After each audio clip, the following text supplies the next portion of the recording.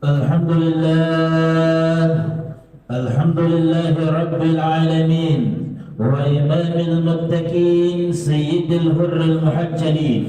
أشهد أن لا إله إلا الله وحده لا شريك له وأشهد أن محمدا عبده ورسوله. اللهم صل على سيدنا محمد وعلى آله وصحبه المجاهدين الطاهرين. أما بعد، فيا عباد الله اتقوا الله حق تقاته ولا تموتن إلا وأنتم مسلمون. يا أيها الناس اتقوا ربكم الذي خلقكم من نفس واحدة وخلق منها زوجها وبث منهما رجالا كثيرا ونساء واتقوا الله الذي تساءلون به والأرحام إن الله كان عليكم رقيبا. فقال الله تعالى في الكتاب الكريم: أعوذ بالله من الشيطان الرجيم. بسم الله الرحمن الرحيم. فبأي آلاء ربكما تكذبان. صدق الله العظيم وصدق رسول الله الكريم. Hadirin Bapak sedang jamaah Jumat yang insyaallah dimuliakan dan dirahmati oleh Allah Subhanahu wa taala. Tiada henti-hentinya kita senantiasa menjadikan puja dan puji syukur atas Allah Subhanahu wa taala. Nasabah karena Allah taala yang telah memberikan kita begitu banyak nikmat, sehingga kalau kita hitung-hitung nikmat Allah, maka yakin dan percaya pasti tidak akan pernah mampu kita menghitung nikmatnya Allah. Mulai kita bangun dari tidur, tak buka mata, lalu kemudian kita tidur kembali, bahkan tidur itu sendiri adalah nikmat daripada Allah Subhanahu wa taala. Kalau kita pikir-pikir, Pak, kalau lihat di rumah sakit yang ada di Kota Makassar, ada itu orang pulang balik ketemu dokter, pergi rumah sakit, pergi di apotek, cari apa? Cari obat tidur. Dan ternyata tidur itu salah satu nikmat daripada Allah Subhanahu wa taala yang patut kita syukuri. Maka selaku saya mengajak kepada jamaah sekalian untuk banyak bersyukur kepada Allah Subhanahu wa taala dan bertakwa kepada Allah Subhanahu wa taala. Maka ayat yang tadi saya baca, Fabi'ayyi ala'i rabbikuma tukadziban. Nikmat yang mana lagi engkau dustakan, kata Allah. Jadi kalau ada ayat yang senantiasa diulang-ulang, kata Buya Hamka dalam tafsirnya Al-Ashar, bahwa ayat itu sangat penting buat kita, mengingatkan kepada kita. Nah, hadirin jamaah sekalian, kemudian salawat dan salam kita haturkan kepada baginda Rasulullah sallallahu alaihi wasallam. Beliau adalah manusia pilihan Allah Subhanahu wa taala yang insyaallah kalau kita mengikuti sunnah-sunnah Nabi, insyaallah selamat di dunia dan akhirat. Hadirin Bapak sedang jamaah Jumat yang insyaallah dimuliakan dan dirahmati oleh Allah Subhanahu wa taala. Beberapa minggu yang lalu baru kita melaksanakan sholat Idul Adha. Dan kemudian 3 hari yang lalu sempat saya mengajar di salah satu kampus pasca sarjana. Kemudian ada mahasiswa sedikit kritis. Dia bertanya, "Nah, bilang Ustaz, ini ada pertanyaanku." Aku bilang, kenapa itu hampir seluruh penceramah tiba-tiba ketika dia membicarakan tentang hari raya Idul Adha, itu selalunya dibahas tentang Ismail dikurbankan. Kok bisa? Kenapa tiba-tiba Ismail tiba-tiba dikorbankan? Ada tidak nampak jelasnya? Ada tidak sejarahnya? Aku bilang ada sejarahnya. Sejarahnya di mana? Bisa kita temukan dalam kitab Durratun Nasihin yang ditulis oleh Syekh Utsman Al-Khobali. Ternyata baginda Nabi Ibrahim alaihissalam pernah menyembelih onta 300 dan kambing 1000 dan dagingnya habis dibagi fakir miskin. Coba bayangkan, Nabi Ibrahim pernah menyembelih onta 300, kambing 1000, dan dagingnya habis dibagi fakir miskin. Kira-kira ada pejabat kayak ini di Sulawesi Selatan kurban sapi 300? Tidak ada.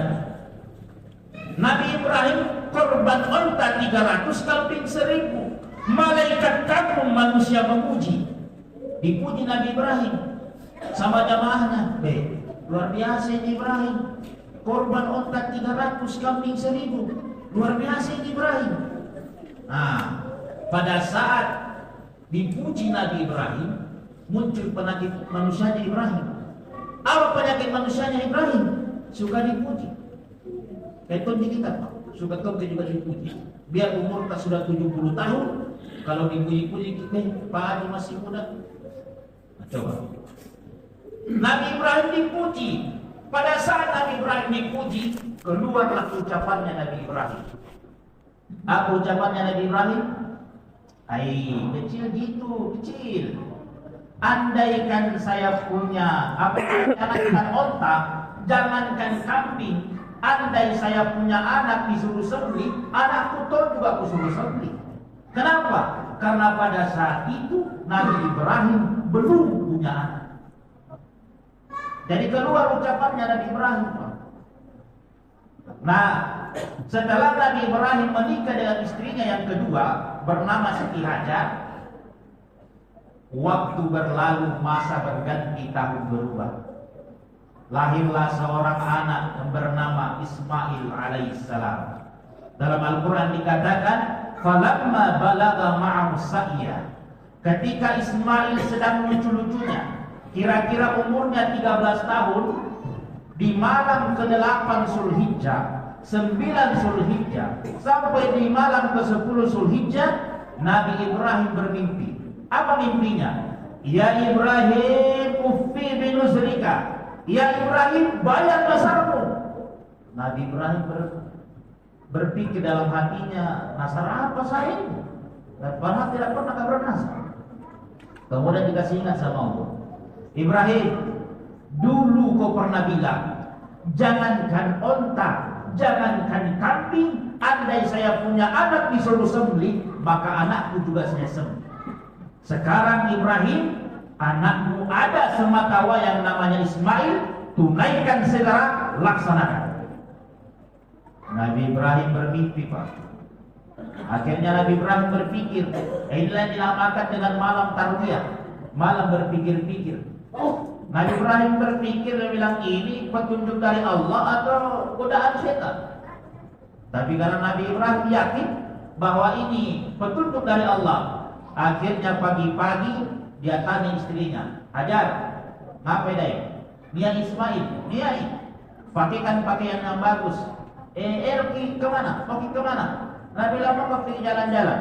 Akhirnya berangkatlah Ibrahim beserta dengan anaknya Ismail, dilepas pandangan oleh istrinya Hajar. Yakin dan percaya, Pak, kalau ada orang ingin beribadah kepada Allah, maka di situ pasti setan sedang kepanasan. Apa yang terjadi? Digodalah ini Ibrahim sama iblis.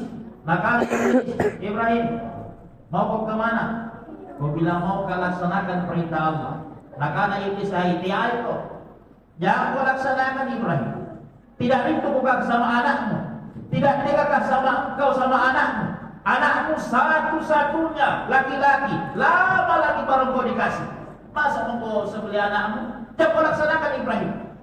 Apa kata Ibrahim? Iblis, tidak ada urusan dengan iblis. Akhirnya Nabi Ibrahim ambil batu kecil, lalu kemudian dia lempar iblisnya. Ishab alaih.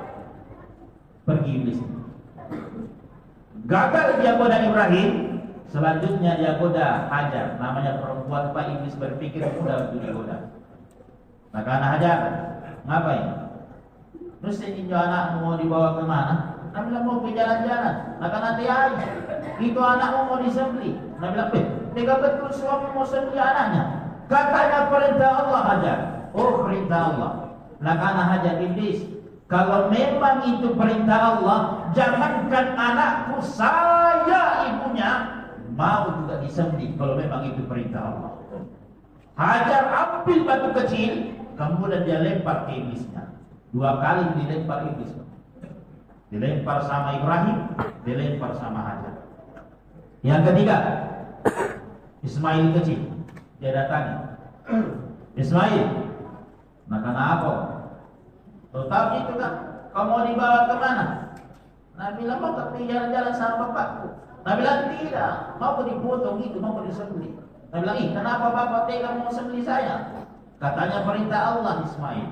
Nah karena Ismail, iblis, kalau memang betul itu perintah Allah, jangankan bapakku, saya Ismail lahir batinku siap disembelih kalau memang itu perintah Allah. Makanya iblis, luar biasa juga ini anak kecil. Ismail kecil, ambil batu kecil, dia lempar juga ke iblis. Dilempar sama Hajar, dilempar sama Ibrahim, dilempar sama Ismail. Dan inilah yang menjadi simbolik ketika kita berangkat haji, ada namanya melontar jumrah. Nah, jadi jamaah sekalian, sampailah di satu tempat bernama Jabal Kurban. Pada saat itu Nabi Ibrahim mulailah menyampaikan maksudnya kepada anaknya. Wahai anakku, bapak ini 3 hari 3 malam bermimpi. Katanya saya harus sembelih dirimu. Bagaimana pendapatmu nak? Coba lihat jawaban anak yang soleh dari Ismail alaihissalam.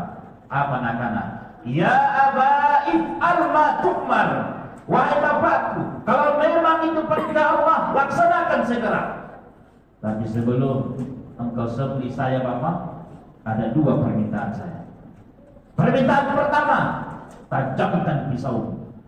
Untuk membuktikan tajam pisaunya Nabi Ibrahim hentakkan kepada batu, batunya terbelah 2. Yang kedua kata Ismail, wahai ayahku, usahakan jangan sampai bajuku ini terpercik oleh darah.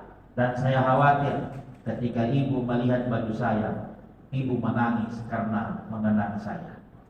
Dan inilah yang biasa dilakukan oleh tukang sembelih kurban. Supaya tidak terpercik darahnya, ya biasanya dilapisi daun pisang dan lain sebagainya.